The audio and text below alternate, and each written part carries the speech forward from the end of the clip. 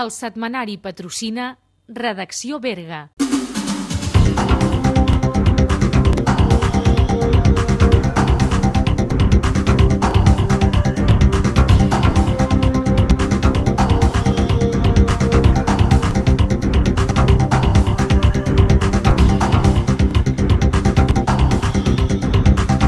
En aquest establiment públic d'Avià es van iniciar les pesquises per resoldre l'afer dels 5 robatoris que un grup de lladres havia comès en pocs dies a diferents bars del Berguedà, el darrer aquest mateix.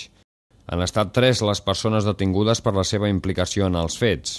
Els Mossos van poder detenir els lladres la nit de dijous a divendres passat després d'haver rebut l'avís d'alarma del bar de l'Ateneu d'Avià, on un testimoni va aportar les dades necessàries per poder localitzar el vehicle en el qual viatjaven els presumptes autors dels fets. La detenció va tenir lloc a la comarcal 1411 al seu pas per Porreig. Als detinguts se'ls atribueix també l'autoria presumptament d'altres robatoris comesos en els establiments de Cal Rosal, Bagà, Gironella i Porreig, tots ells entre les 8 del vespre i les 4 de la matinada d'un mateix dia.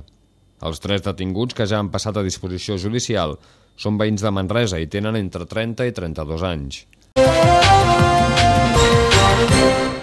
La passada dels cavalls i la benedicció dels animals centrarà els actes de la Festa dels Elois que tindrà lloc aquest cap de setmana a Berga.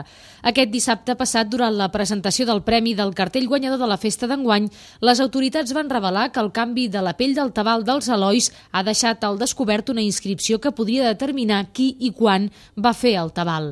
Sigui com sigui, el programa d'activitats arrenca aquest any amb la vocació de captar nou públic i de fer sentir la festa més enllà de Berga. Amb aquesta intenció s'ha posat en marxa el concurs de cartell dels Elois que ha guanyat la vilafranquina Mònica Castellví. El primer dels actes d'aquest dissabte serà la desfilada de cavalls de bon matí i la seva posterior benedicció. Al setembre està previst que comenci la primera fase de les obres del futur poliesportiu d'Avià, del qual se'n van col·locar la primera pedra aquest cap de setmana. Els treballs duraran 7 o 8 mesos, la segona fase s'iniciarà a continuació, encara que està pendent d'una subvenció de la Generalitat. La primera part d'aquesta actuació ha comptat amb una aportació econòmica de la Diputació de 185.000 euros. El pavelló estarà situat a la zona esportiva municipal entre la piscina i el camp de futbol. El passat 2 de juny es va aprovar definitivament el projecte i el 30 de juny es va adjudicar una primera fase per un valor de més de 900.000 euros, que contempla la construcció de la pista poliesportiva, l'estructura, els tancaments, la cobertura i el mur de contenció de terres del costat de la piscina.